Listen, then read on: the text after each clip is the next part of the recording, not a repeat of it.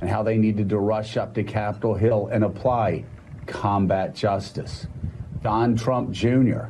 talked about the fact that they were coming after members of Congress. We're coming to get you, and it's going to be fun.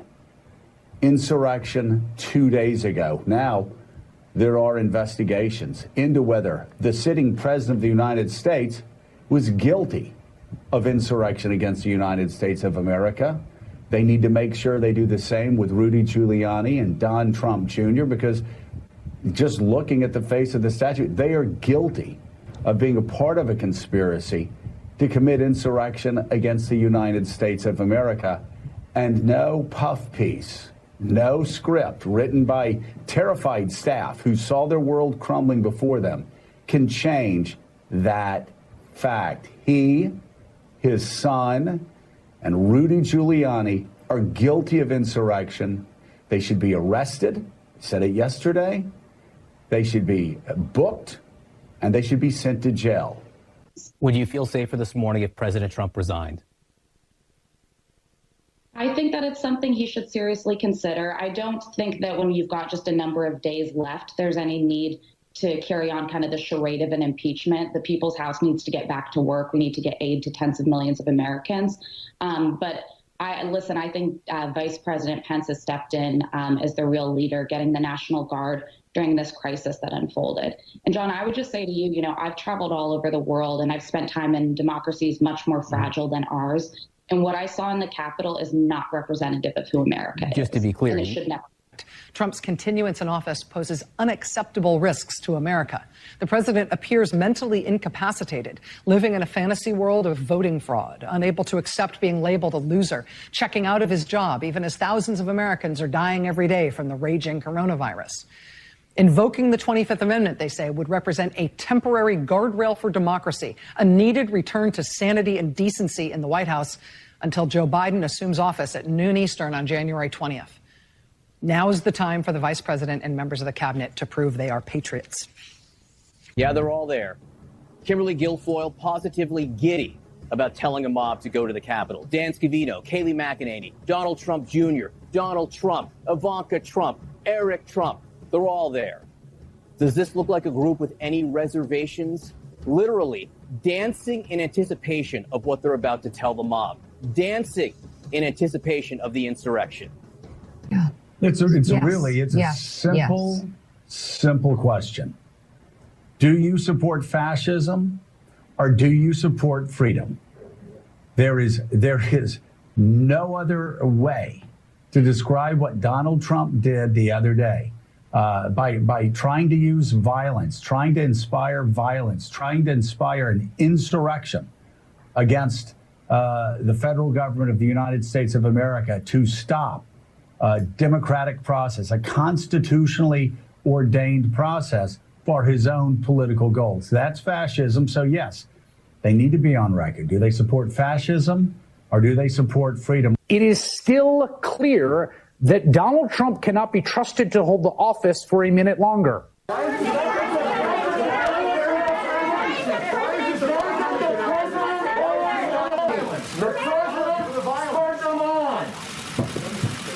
Audit that Cruz wanted and Trump wanted is a call for an insurrection. It was a preventative, because I've said this 1,000 times, that when you remove dialogue or a conversation or just going back and forth from the process, all you end up with is violence. And you have people who feel like there's no hope. And I think what we're seeing here is a lot of people with no hope. And I would like to coin a phrase. I think the genie is out of the bottle on this. There's no way to turn this back. You have millions of people who do not trust their institutions, and you know what? They're justified. You can't trust the media because they lie to you. You can't trust the elections because there is fraud. There is fraud. We don't know how much there is because every time someone brings it up, they're dismissed as conspiratorial rubes. We got to change because it's going to get worse.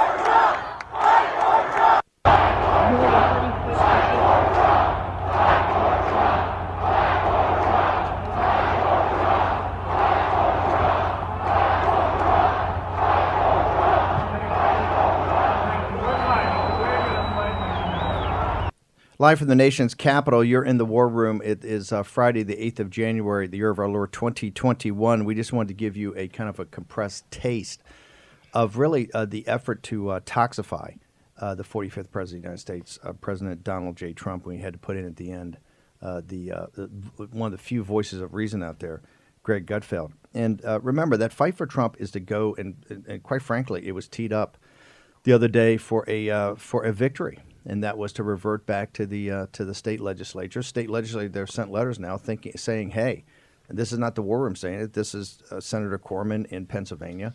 This is Senator Ligon in Georgia.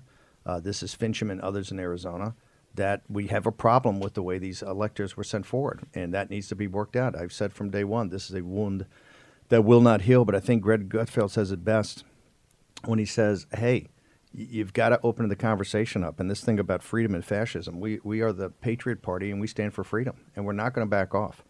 We're not going to back off at all. And I've said, hey, color inside the lines, but color boldly. So this thing's going to continue on. We've had guests over here the last couple of days. It's going to be back down the states. It's going to be back down in Georgia. It's going to be back down in Pennsylvania. So, and when Farah, Ms. Farah, who I know, and I know her parents, and you know, she's had a terrific track record. She worked for Mark Meadows. When she says later, I think in her interview, it was all a lie. We'll go through that later. The facts are there. You may disagree with some of the facts. You may disagree with the evidence. That's what a democracy is about. It's an advocacy system. I want to bring in now Rudy Giuliani. Rudy, the president's obviously under assault from all. Michelle Obama wants to take him off social media. He's being banned, I guess, by Facebook. He just tweeted out. In fact, Jack, can you just read the president? I think it's the first tweet he's had in a while since he put the message out last night. You got it? Got it right here. Hang on. Okay. That's what the 75 million great American patriots who voted for me, America first and make America great again, will have a giant voice long into the future. They will not be disrespected or treated unfairly in any way, shape, or form. This was 20 minutes ago.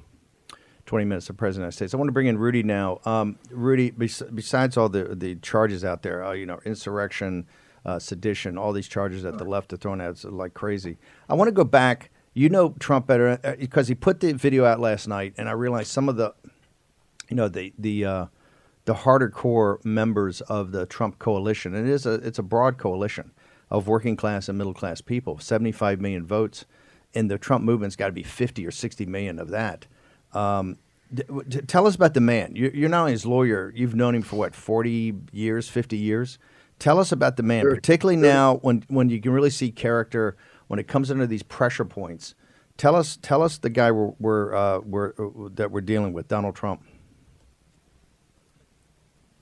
Well, we're dealing with a man who has very strong convictions and very strong beliefs, which is something, again, that the hateful media either has never understood about him or has never conveyed. They think he's a transactional president who just goes from one issue to another. They don't realize he's rooted in a great love of America. He's rooted in a firm conviction that he's had for 20 or 30 years that the American establishment has become almost more and more of an oligarchy, almost each year excluding more and more people. And as you saw during the campaign, he took up the role of being the champion of the people who are excluded quite naturally, because it was for most of the 20, 25 years he was out of politics. If you read the things he wrote, the speeches that he gave, at which I was present often because I gave speeches with him, there's a core conviction here that there are a whole group of Americans that are put upon, that are treated as second class, third class. You can hear it. You can just hear it in the language of all of them, whether it's Joe Scarborough or, we're the people who live in the trailers, or we're the deplorables, or we're the people that are more ignorant than they are, or maybe there's something wrong with us. If you consider that crowd the other day, I don't know how many people, 100,000, 200,000? Oh, no, I think it was much bigger than that. I think it was much bigger than that. Okay, so it was some minuscule percentage that can almost not even be quantified of people that went to the Capitol, which means that if there were 400,000 people, none of them were incited to do anything. And a few, 100 people, who probably couldn't even hear him because they were so far back, went and did whatever they did. most of them having come there with implements to do it, and also led on by people from, groups that are experts at it. Believe me, Trump people were not scaling the wall. So there's nothing to it that he incited anything. And also, there's an equal, if not more, responsibility on the fascists who are now running the Democrat Party, who have imposed censorship on these people, who have been singling them out for unfair treatment since the IRS started going after conservative groups. The media may deny it, but those people know it. They know their freedom of religion is being taken away. They know their freedom of speech is virtually decimated with the two censorships. First on the Biden crimes, and now on the stealing of the election. They keep being told you can't say there was fraud. They know there was fraud. Probably half those people there observed it, and then they hear phonies get up and say there's no fraud. It's like hearing someone saying they didn't rob your home, and they did rob your home, and they took all your belongings. So are they angry? Of course they're angry. They're very, very angry. And I think in light of that, the mere fact that 99.9% of them did nothing but act appropriately is a credit to them. The responsibility here has to be put also on the left, who has conducted a reign of terror all this year. I mean, starting with locking them in their homes for COVID, then keeping them in their homes well after they could come out, from taking away their right to know, so that half the people didn't know that Joe Biden goes into office with a 30-year history of criminal activity with his son, and it's on a hard drive that everybody could listen to and hear. So a lot of responsibility comes from the people that are imposing the suppression. It's like the kind of thing that happens in a government where people are suppressed. They rise up. And given that, it was quite surprising to me that it was so few people. That the consequences were terrible. And there were no doubt professionals and activists that were helping to make it worse. You're not trying to justify. There's no way to justify the violence. And look, we'll get into later. The police where they have the barricades up, right? With the D.C. mayor stand down, federal authorities. But and there may be agitators. But my point is that crowd that came for the speech that sat there for 5 or 6 hours in the freezing cold and really heard President Trump really laid out. The second half of the speech, it wasn't really a rally speech.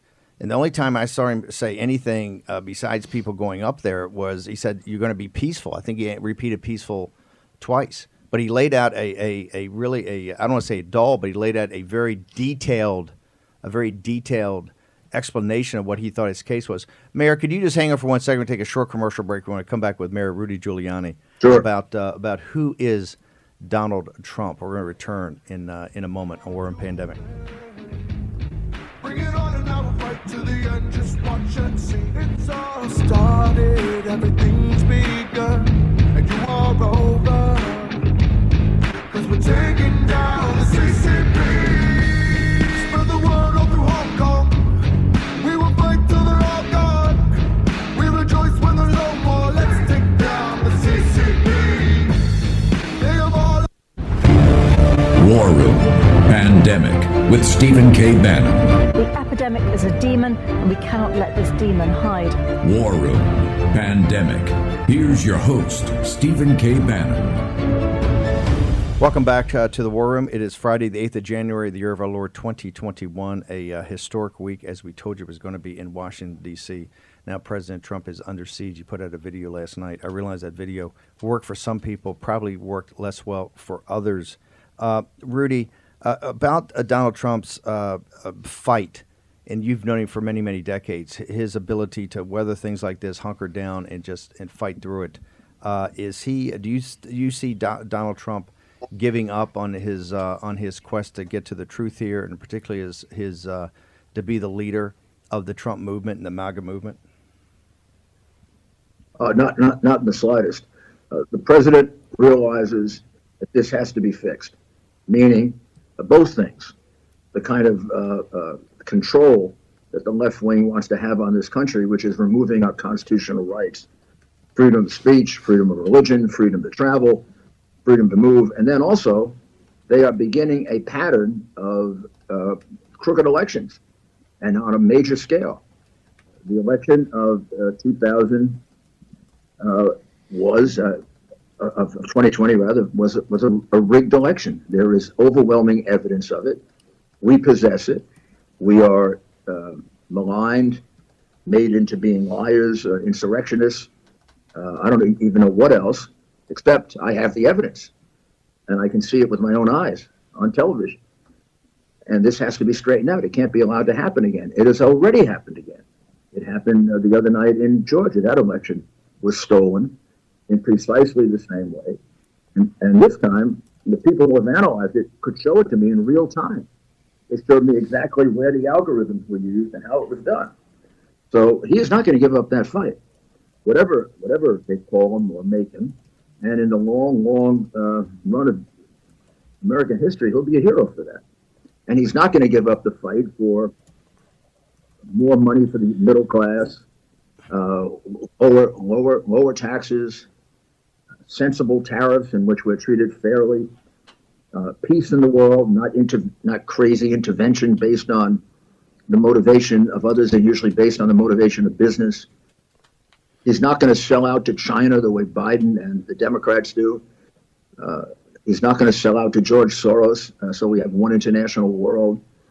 I mean, he's going to fight all that just as if he were president. In fighting, he's still president of the United States. One thing he said in the tweet, Jack, to respect the MAGA movement and to respect the people in MAGA. Well, and we talked about this just before the show. I think that Donald Trump, and he has our love and he has our respect, but if he really wants to show us how much he respects us and how we're going to be treated fairly, he should use his power to declassify everything. It is high time that the American people know what this deep state has been up to, and we can't let this just go into the fog of history. We need to have it before our eyes. If this movement's going to have victory going forward, we need to have the facts on our side. Yeah, see, Mayor, I think this is the point. You've got a situation where they're trying, obviously, what they're trying to do in psychological and information warfare is pretty straightforward. They're trying to toxify Donald Trump right now. They're trying to toxify some of the people around him. They're trying to toxify by using very heated rhetoric. That's what we had that cold open, and I realized that cold open was very tough for a lot of our audience to take. They specifically avoid MSNBC and CNN for that reason. We understand you have to see that because that's the information war that's out there. But one thing is that the truth would toxify them, and it's I never call it the deep state. I say it's in your face. You could see that from day one once you step in the administration. On the Ukraine, on the whole Russia, the fake, the phony investigation. Everything that went on in the impeachment. I mean, there's a number of things that President Trump I think he's already gone through the declassification process. You could declassify and it really get the truth out, right, in their own words, in their own emails, in their own texts and all that. Why are we not, when people say, hey, we need a plan, step one is to basically, let's put the truth out there. Where do you think the president and people at the White House stand with that? At many times, Jack, I thought he was ready to do it. And many times it was blocked by, I have to assume, the force that we now call the deep state. I have my suspicions where. Now there's no longer any reason to try to create some kind of harmony and therefore not do it. And I think he owes it, not just to MAGA, he owes it to the American people to put it out. It's part of our history. And it's part of our history that has to be studied to understand where we are. And it's part of our history that needs to be studied to fix it. Otherwise, we are moving under Joe Biden to being a fascist state. Well, this is we're going in that direction. Yeah, this is my point, is that, I'm not a conspiracy theory guy, because I say, hey, these are systems, and this is just the way the system works. If you want to understand it, you have to kind of deconstruct the system. The declassification would put up in high relief in their own words, in their own emails, in their own texts, in their own, things they had given in depositions. It would be in their own words that would be put forward, and you just declassify. As you know, in the hard drive from hell, Hunter Biden's hard drive, the information in there related to the Ukraine, and look, I'm not a Ukraine guy. I'm a CCP China guy, but because I keep saying the Ukraine's a sideshow to a sideshow, but in the hard drive from hell, there's tons of evidence that kind of gets back to what I thought Trump was kind of a heckle to people. It was a perfect phone call. When you read that, when you look at the evidence on the hard drive, you see that, hey, he was trying to give the guy a heads up, right, about this. That hard drive was, picked up in December of 2019. It was in possession of the CIA, it was possession of the FBI. FBI in the Justice Department, not the CIA, FBI in the Justice Department. But if you had come forward at that time, just with that evidence, you wouldn't even have had an impeachment trial, right? You wouldn't even had an impeachment trial. You wouldn't have, Joe Biden wouldn't have been a candidate. Bernie Sanders would have been probably the nominee, or Elizabeth Warren, one of the two more populist. So my point is, you have a number of things you can do through action. You're still the protagonist in this drama. And they're clearly, it's very evident what they're trying to do. They're trying to destroy Trumpism with the old Saul Alinsky tactic of take out the leader. He's being Alinsky'd right now. And he's being Alinsky'd through a combination of psychological and information warfare. Now, it's getting to economic warfare. That's why Josh Hawley, the book contract got shut down with Simon Schuster. That's why you see so many people saying, why so many Republicans running to microphones? Because they all want contracts over at CNN. The former Trump staffer who beats down Trump is going to be a hot commodity. So let's go back to the declassification. The process has gone on. Durham is clearly doing some legal process that, hey, is a grand jury and all that. It may or may not. Something may come from it, may not, but certainly not between now and the 20th. Why? What is the logic for not declassifying? There is none. I don't know the information, and I've never seen any of the classified information, but I know everything that surrounds it, and I'm having dealt with classified information for 17 years. I can pretty much read what's been blocked out. I think I pretty much know what's in there. And so far, there have been a lot of declassifications, and not a single piece of national security information has been contained in it. What it contains is embarrassing information that will demonstrate that the prior administration engaged in, again, I say, fascist tactics in order to prevent Trump from being president, and then in order to remove the rightfully elected president of the United States by clearly unlawful means. That's what's there. And very, very embarrassing admissions, like some that we've seen. For example, the letter that was sent by Bannon to Obama saying that Hillary's people were putting together a Russian collusion plot to take attention away from her emails. Now, as his defense lawyer, do you know what I could have done with that if I had it in a timely way, if it wasn't withheld for 4.5 years? There would have been no Mueller. There would have been no reason for Mueller. That whole Russian collusion thing would have had a clear motive, and then with all the evidence of the money that she paid Steele, that would have gone away. We would have saved $40 million American dollars and had a president that had been free to do 10 times more things than he did. I mean, these were horrible crimes against the republic. And one of the reasons why I give credit to the MAGA people and the MAGA crowds, we don't have violence. How many rallies has he had? How many 25, 40, 50,000 people has he had?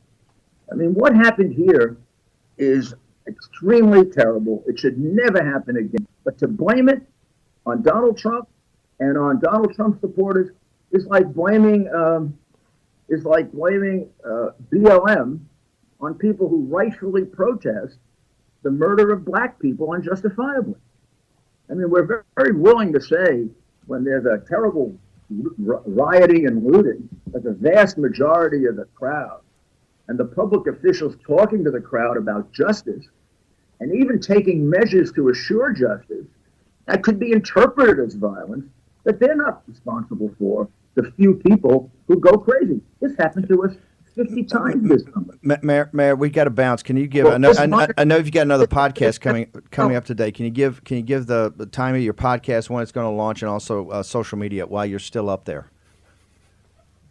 Yes, it'll be about 6:00 tonight, and it'll include quite a few discoveries of many of the MAGA people actually stopping the Antifa people, jumping on them. Right. In one case, stopping from breaking open a window. It'll show the leaders of the group, and we'll connect them to Seattle and Portland. And it will show that most of the MAGA people were merely observers and in some cases peacemakers. In one case, they protect the police. So that's somebody's got okay. to tell the That's other side of the story. okay. Fine. That's going to be And your. I find it That's horrible. we got to bounce. A higher group of people. Mayor, higher group of people are being maligned. It's wrong. Mayor, your podcast comes up They're at good what? people. They're great people. Your podcast comes up at what time? It is on at 6 o'clock tonight. You get it on rudyscommonsense.com. One of the top podcasts in the country. We definitely see it. It's right up on our bumper in the rearview mirror. Thank you very much, Mayor Giuliani. You're a great American and a great patriot. We're going to return in a moment with a war room discussion of the effort to toxify the 45th President of the United States, Donald J. Trump. In a moment.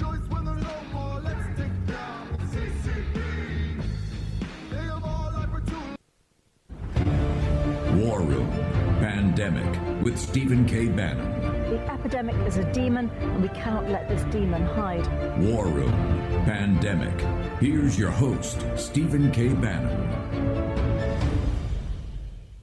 Audit that Cruz wanted and Trump wanted is a call for an insurrection. It was a preventative, because I've said this 1,000 times, that when you remove dialogue or a conversation or just going back and forth from the process, all you end up with, and you have people who feel like there's no hope.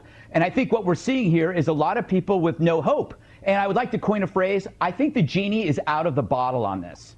There's no way to turn this back. You have millions of people who do not trust their institutions, and you know what? They're justified. You can't trust the media because they lie to you. You can't trust the elections because there is fraud. There is fraud. We don't know how much there is because every time someone brings it up, they're dismissed as conspiratorial rubes. We got to change because it's going to get worse. By the way, if you haven't seen that entire clip of Greg Gutfeld, it's worth watching. We ought to get the longer clip and try to put it up on the site because he and Juan Williams go back and forth. I think Greg Gutfeld, very smart guy, not really a super pro-Trump guy. I think lays out a very reasoned case there. But as I've said, like a broken record since War Room Pandemic, since we shifted from impeachment to pandemic back in January of last year, about a year ago. It is action, action, action. Take action. They're clearly, and we're going to have a group discussion here. The Cortez and Eastman are going to be on later. Maybe Posobiec, too, to talk about what happened at Capitol Hill, which is still going on and information is still coming out. It is a psychological warfare. It is information warfare, and now it's economic warfare. And it's flat out. So, people got to get engaged in that, understand what's happening. And what President Trump can do is take action. Some of the action, and he owes this, I think, to the American people. The declassification of these documents come back from the request that were sent from Devin Nunes and then Jim Jordan and others on these committees to subpoena this information that was never released. It was supposed to be out and supposed to be answered back to the Hill, and so all the documents would come out years ago. And for a host of reasons, and quite frankly, John Kelly and others at the White House continued to block that when the President of the United States wanted to declassify. It's gone through a declassification process. This stuff can all come out. Why is it not coming out? And look, I'm not a deep state guy. I'm just, hey, this is the way the system works. And it's important to understand how the system works. And here you've got, reason Donald Trump is president, the reason he won in 2016 is the managed decline of our country by our elites. What do I mean by managed decline? That every aspect of American life is getting is not what it once was, right? By institutions. It's the institutions that are having issues here, and that's what Greg Gutfeld reiterated right then. We can rejuvenate this. You can rejuvenate this, and we can rejuvenate this by winning, right? And we won in November, and we can prove that, right? And we're not going to back off that. We're just not going to back off it. Right, until this is fully adjudicated. Now we had state legislatures that are saying, hey, we want those electors back in Pennsylvania and in Georgia. And those are going to go on. The Georgia Assembly meets on Monday. You're going to see this fight continue. We're just not going to back off it. And we understand that Joe Biden has now been declared, his electors have been certified, and he is president-elect of the United States. That is a fact. We have facts that show that that was not done properly, and that we thought there was a mechanism. There was a mechanism set up for Mike Pence to delay it for 10 days, let those state legislatures deal with it. Mike Pence made a decision a decision that he's going to have to live with over the fullness of time, right? The fullness of time, like the decision Pontius Pilate made, right? Or the decision Solomon made, right? You make these decisions, you got to live with them. So, and look, in the fullness of time, we'll see that if Mike Pence was right or the people that backed President Trump in this, the MAGA movement, was right. We'll find that out over the fullness of time. We happen to think that more information that's even out there today will continue to come forward as people continue to drill down on this. I want to go first, but remember what's going on here. There's an impeachment movement. They're going to bring, I said this the other day, they're going to bring an impeachment vote next week, right? Even if they can't get things done on the 25th Amendment in the impeachment vote, what they need to do, what their objective is to, by January 20th, right, to take the total eye off the ball that there won't be anybody in this town for an inauguration, right? Trump drew, 1 million people the other day? I don't know, 500,000, 600,000, a million. Let's say this. It was a massive, massive, massive crowd, right, of people that come to hear his speech. Joe Biden, there's not going to be a parade. I think there's some small thing. They're blaming it on COVID. Everybody knows because he can't draw a crowd, right? And this is why, because there's no enthusiasm for his administration. You don't see any buzz about this administration whatsoever. And on Trump, Trump's got, they got 2 weeks to get him and to toxify him and to make sure he's so toxic that they try to destroy Trump, his reputation, his presidency, and on his last phase here, and they go after the MAGA crowd and go after the Trump crowd, and you're insurrectionists, you're guilty of treason, you're not patriotic, on and on and on. And for all you veterans out there, you'll notice from a host of people who've never served their country a day. Guys like Joe Scarborough, right, who's kind of who avoided, didn't go in the military. He's all volunteer force. Where were you, Joe? With some of the heated, they ought to be arrested. They ought to be put in chains. They ought to be sent here. They ought to be done that. I saw the speeches. I didn't think those speeches were definitely not a rally speech. I didn't think, people were cold and they were giving, Eastman's giving an argument about the Constitution. Rudy's doing his thing about the legal side of it. The president gives a legal brief, essentially. My daughter, Captain Bannon, and FogCityMidge, our co-host today, is up there. They're freezing. It's goes on for his legal brief was 45 minutes. So Raheem, let's start with you. Go around. Where do we stand? I understand Ben Sasse is now throwing in that Ben Sasse wants to prosecute the president after he's out of office. Yeah, that's right. Ben Sasse has said that he would be open to convicting Trump after the impeachment. He says the House, if they come together and have a process, I will definitely consider whatever articles they might be. As I've told you, I believe the president has disregarded his oath of office, end quote. And this is, look at all we've seen in the last 24 hours alone. It feels like 3 weeks in all of this. You've had the articles of impeachment drawn up by Ilhan Omar, right? They still haven't released the full articles yet, but she tweeted a picture of the front page of the articles that she's drafted. You have the 25th Amendment talk and everybody coming out and saying, and by the way, if you go and read the 25th Amendment, it is not for use in this sort of circumstance. And for Nancy Pelosi and Chuck Schumer and all these guys to be talking about the 25th Amendment now, that is an absolute abuse of power. That is tyrannically abusive to the Constitution. The president is not disabled. He is not unable to perform the actions of the president, and he's not mentally deficient in any way. They understand they're not going to be able to pull off an impeachment. They're not going to be able to pull off a 25th Amendment. It is the information warfare part of it. They're going to try. This is the toxification project. But it's also moving the goalposts of what that can be used for in the future. They want to make it very clear. Trump can never run for office again. That's in the articles. That's going to be in the articles of impeachment. That's why they want to do the impeachment because they fear 2024. They fear 2024. And by the way, they're going to have a couple of 3 Republicans in on this. Nikki Haley's got to comment at the Republican dinner. Yeah. He doesn't really didn't come out correctly like he did at Charlottesville.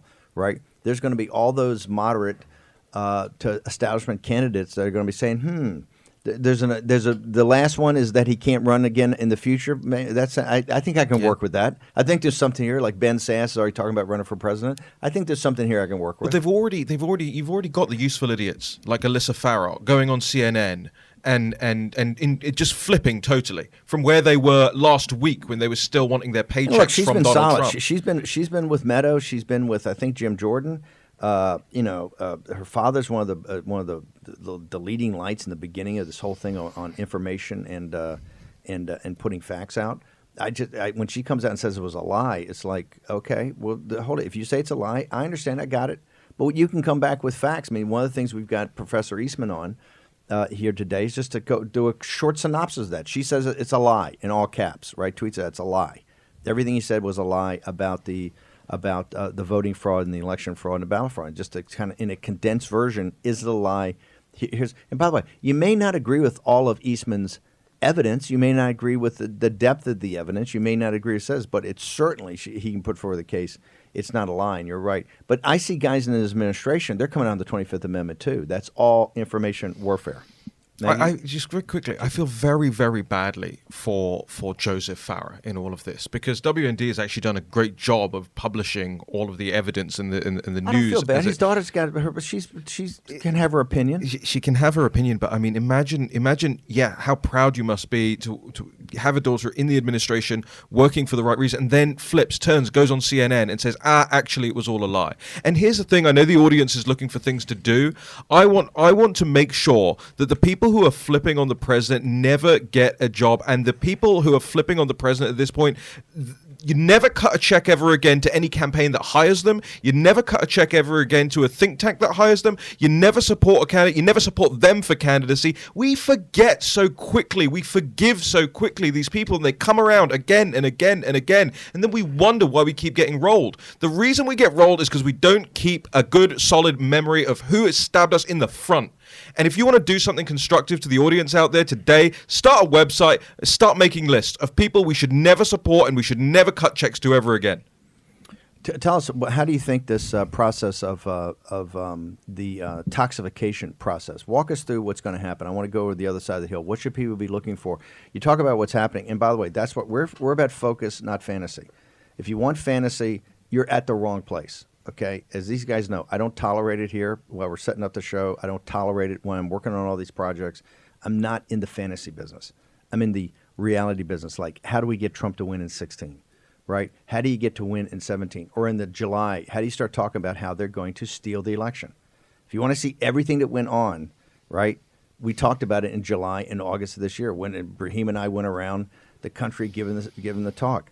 It's not to say we're prophetic. We try to be very serious here. Right now, what you should be doing, and I realize a lot of people are in the complete depths, right? You're not going. I don't believe you're going to have some magic wand waved over this. It's not going to be all better. Okay, it's not going to be all better. You're going to have to work for this. We're all going to have to work for this. And one way you're going to have to work for it is get a place of solidity and then start pushing back. There are tons of actions the President of the United States can take. You can be action-oriented. There's executive orders you can do, the declassification you can do. There's all sorts of things that are within your presidential powers and for the betterment of the American people. Those are the types of action we take. Your job is to be a force multiplier right now. Force multiplier in social media, force multiplier among your friends. Remember, almost 50% of the American people think this thing was illegal. That's what's driving the media crazy. Remember, one of the reasons they're triggered with all the oligarchs in Silicon Valley and taking everything down and putting all the warnings up. And if you played Trump's video, you're going to be taken down immediately. With all of that, we're up to the 40, 50, almost 50%, somewhere in the mid-40s, that know this thing was illegal or stolen. That is a massive victory in of itself and will have both short-term and long-term implications. People also need to stop falling for hoaxes. That there's some raid taking place in some foreign capital, or there's some English language affidavit coming out of Rome. And if you it's nonsense, and it's designed to distract you. If you don't like the way I mock you, I'm sorry about that. But we're not in the fantasy business. The fantasy business only gets you further down the road of doing some stuff that happened the other day, right? And yes, there was Antifa and the police. But you cannot be in the fantasy business. If you want to save this country, if you want to turn this country around, it's not for fantasy. It's a time for focus, okay? And I realize for a lot of people out there, including a lot of people I know and are very dear to me, they're having a bad week, right? Well, I told you some days are going to be good and some days are going to be bad. So what the war room is to make sure on the bad days we got a fulcrum, we got a pivot point, what to fire off on. Okay, we're in turn. We've got Steve Cortez, Professor Eastman. Hopefully we can track down Jack Posobiec, tell us what's happening up on Capitol Hill in these investigations. We're going to return to the War Room in a moment. Trump just tweeted. We rejoice when there's no more. Let's take down the CCP. They have all lied for too long. War Room Pandemic with Stephen K. Bannon. The epidemic is a demon, and we cannot let this demon hide. War Room Pandemic. Here's your host, Stephen K. Bannon. I think the public argument would from them would be, oh, it's only 12 days, right? That's a drastic step. By the way, the 25th Amendment can take effect immediately. It's not a long process. And, so I think that's what they'll say. I think the reality is they're only 12 days away. And, from escaping not having to ever turn on Donald Trump. Even when we're sitting in our office and a mob is being encouraged to storm the Capitol, a Capitol police officer, as of last night late, was announced to have perished, plus other people, obviously the one lady shot and others. And then we're going to sit here and say, well, let's just get through to the next 12 days. No, let's take a stand. Yes, let's take a stand. I ask you again, Meg, you were there. Was there any encouragement to rush the Capitol, storm Capitol Hill, rush inside? Was there any of the speakers, anything None you saw? whatsoever. You're a witness of fact. You were there. Did you see any of that? Absolutely not. And I would encourage anyone in the media to go back and watch Trump's speech. You don't see anything of the sort. And it's so disgraceful the way that they censored his video calling for peace and then labeled it as inciting violence and then completely shifted the narrative and claimed that President Trump was calling for all of this. Didn't he say, in fact, he says, I hear you guys are going up there. I want you to make sure you're peaceful. He used the word peaceful. Yes, he does. He actually says. He says peaceful. I want you to go up there to peacefully protest. Yeah. Yeah, peacefully. At the end, when he says it, he tells the crowd, I want you to be peaceful. And that's why the media doesn't actually run the video of what he says. They just But why is CNN jawbone why about is what he MSNBC when they're saying he is citing insurrection, right? And political speech has a whole different thing. You can run a little hot in political speech. That was not a hot speech. No. That was a speech done in the freezing cold, right? Yeah, it was actually one of the more tepid and tame, I thought, of the presidency. Are we going to do the breaking news? Because that's Maggie. You got it. The fact, big breaking news. We pulled it up. President Trump just tweeted, "To all those who have asked, I will not be going to the inauguration on January 20th." So okay, we've said that before here, right? No concession and no and not going to go to the inaugural. Yep. He should not. Absolutely should not go. Should not go to the inaugural. Absolutely should not go to the inaugural. And I think that's what Gutfeld was saying last night. You can't have some phony thing that we're going to bring the country together. The country's divided. The country's divided. It's a divided country. Where's Ben Sass's hometown? Maybe we should have a counter rally there. Talk about. Give me the thing of Ben Sass again. Do you have his tweet? Ben Sass wants to prosecute. He wants to basically prosecute if they bring a bill of indictment for the impeachment. And the reason they want to do this, ladies and gentlemen, make sure you understand what's going on. Not just to toxify him. So he's the only president impeached twice. They want to have that handle on him. The Senate, there's a lot of guys running. There's a lot of the establishment, a lot of the pro-CCP, a group in there, the big donor group. There's guys running for president. So they'll get a much better hearing. They can do it afterwards, after he left office. Why? Because it's the ability to stop him from running for office again. This is how much they fear Trump, and this is how much they fear Trumpism, and this is how much they fear you, right? They want to kill it. They want to spike it right now, and they think they've got the point to spike it right now. Jack? No, I just what Sass says. The House, if they come together and have a process, I will definitely consider whatever articles they might move on. Because as I've told you, I believe the president has disregarded his oath of office. President Trump, I'm looking at our live stream. I'm watching #WarRoomPandemic. Your followers, the people who believe in you, want more than anything for you to open up the books, declassify, let us see what's been going on. And Mayor Giuliani brought up a great point earlier. Most of it's about embarrassment. Remember when Bradley Manning released the millions of cables from the State Department? And the most shocking thing was that you had thousands and thousands of people who were doing their jobs, were lazing around, talking about their vacations, etc. It was like if this had been a corporation, it would have been bankrupt. That's why they don't want it to be seen. I don't think the declassification is going to be just embarrassment in that regard. I think it's going to be major. Well, it's going to be major to talk about how organized the thing was and how they were, from the very beginning. I call it the nullification project. They wanted to nullify the 2016 presidential election. They did not want Trump to be president. So, Raheem, let me just because I want to get to the Michelle Obama of it all. It's not an inauguration because it wasn't an election.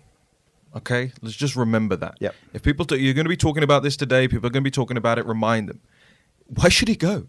It's not an inauguration because it wasn't an election. An election is what's on the statute books in the states, and those states did not run their elections like they're supposed to run an election. Therefore, it was not an election. It was a nice little exercise in counting stuff. It was a survey, right? It was a rigged survey. It was not an election. And what your logic for it was not an election because it was not held. It was not held legally. The illegalities of both the voter fraud, the ballot fraud, the election fraud, and then we put in the constitutional issues. That's why, from Pennsylvania to Georgia and even Arizona, they wanted those slates back. They wanted to do further investigation, at least for 10 days. And then I believe they would decertify them. That's what we were being told by guys in the moment that had the votes, be decertified. And you go to what's called a contingent election. The contingent, and I talked about this back in September, the contingent election basically says there was an election on November 3rd. That election's put off to the side. There were so many irregularities to it that we can't count on that. We have to go to a contingent election set up in the House of Representatives. That's where we should be today. We should be arguing today if Mike Pence, they're trying to put Mike Pence up as a profile and encourage the mainstream media and Fox. Not going to work. Here's the reason. Greg Gutfeld got it. The MAGA group, the deplorables, are not rubes. They read all the information. They go to all the sites. In fact, they overwhelm us with information. You know, you're not you can try to sell Mike Pence as a profile and courage. It will not work. He made a decision. That's fine. He's vice president of the United States. He's president of the Senate. That was his role. He made a decision. He's going to have to live with that decision. And the Republican people will be able to talk about that 100 years from now, about what that decision was. Okay, we're going to take a short commercial break. We're going to have Professor Eastman. We got to get into the Michelle Obama jumping in here about taking Trump down. Remember, the whole thing on the social media platforms for President Trump, that's what they're really worried about. They don't want him to be able to disintermediate the media. This is what his rise in 15 and 16. He didn't need the mainstream media. He could disintermediate through these new tools of social media. Well, they're onto that now, and that's why I think they're going to see a very big effort to try to block Trump in every way possible, including on that massive Twitter account. Okay, short commercial break. We'll be back with Professor John Eastman next.